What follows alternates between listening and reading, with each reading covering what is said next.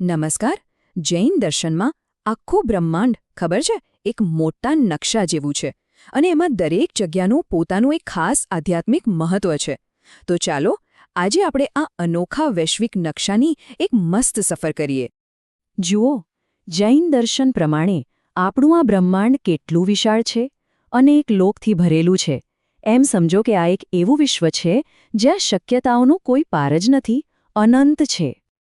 પણ આટલા બધા લોક અને આટલી બધી દુનિયાઓ વચ્ચે એક સવાલ તો મનમાં આવે જ, ખરું ને?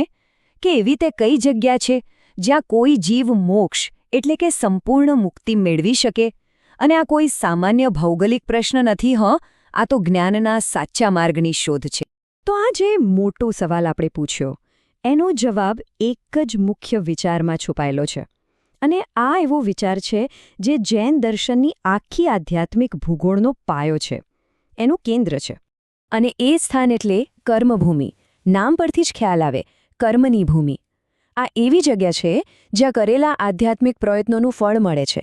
મતલબ કે અહીં જ જીવ પોતાના કર્મોનો નાશ કરી શકે છે અને જે અંતિમ લક્ષ્ય છે, સિદ્ધિ, એ મેળવી શકે છે. બસ આ જ જગ્યાએ. હવે કર્મભૂમિને બરાબર સમજવા માટે એની બિલકુલ વિરુદ્ધ શું છે એ જાણવું પણ જરૂરી છે. અને એ છે અકર્મભૂમિ. જુઓ, તફાવત બહુ સીધો છે. કર્મભૂમિમાં મુક્તિ શક્ય છે, પણ અકર્મભૂમિ એ તો મોટે ભાગે ભોગવિલાસની જગ્યા છે. ત્યાં આધ્યાત્મિક પ્રગતિ માટે કોઈ તક જ નથી. સારું, તો હવે સવાલ એ થાય કે આટલી ખાસ ભૂમિઓ, આ કર્મભૂમિ, એ બ્રહ્માંડના નકશામાં છે ક્યાં? ચાલો હવે એ વિશિષ્ટ જગ્યાઓને શોધી કાઢીએ. અને જાણીને કદાચ નવાઈ લાગશે કે આખા બ્રહ્માંડમાં આવી માત્ર 15 ભૂમિઓ છે. હા, બરાબર સાંભળ્યું, ફક્ત 15. આ આંકડો બહુ જ મહત્વનો છે. તો આ જે 15 કર્મભૂમિ છે એને 3 મુખ્ય ભાગમાં વહેંચવામાં આવી છે.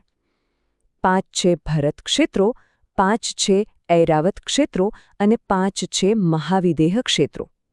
બસ આ 3 નામ જ આખી આધ્યાત્મિક ભૂગોળનો આધાર છે. ઓકે, તો આપણને આ 15 કર્મભૂમિઓ વિશે તો ખબર પડી ગઈ. હવે ચાલો થોડું ઝૂમ આઉટ કરીએ અને માણસો જ્યાં રહી શકે છે એવા તમામ ક્ષેત્રોના આખા નકશા પર એક નજર નાખીએ. કેમ કે વાત એમ છે કે આ 15 કર્મભૂમિઓ તો ખાલી શરૂઆત છે. હકીકતમાં બ્રહ્માંડના નકશા પર મોટાભાગની જગ્યાઓ તો અકર્મભૂમિ છે, એટલે કે એવી જગ્યાઓ જ્યાં મુક્તિનો કોઈ રસ્તો જ નથી.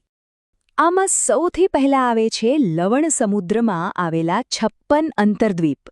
હા, પૂરા 56. આ બધા આંતરિક ટાપુઓનો એક મોટો સમૂહ છે.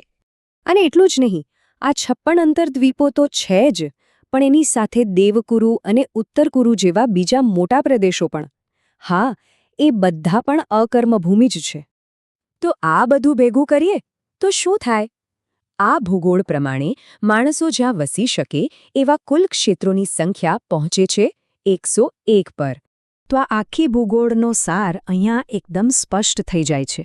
જુઓ, કુલ 101 માનવ ક્ષેત્રો છે, બરાબર? એમાંથી ફક્ત અને ફક્ત 15 જ કર્મભૂમિ છે. એનો સીધો મતલબ શું થયો કે બાકીના જે 86 ક્ષેત્રો છે, જેમાં પેલા 56 અંતર્દ્વીપ અને બીજા બધા આવી ગયા, એ બધી અકર્મભૂમિ છે. આ આંકડાનો તફાવત જ બતાવે છે કે આધ્યાત્મિક મુક્તિની તક ખરેખર કેટલી દુર્લભ અને કેટલી ખાસ છે.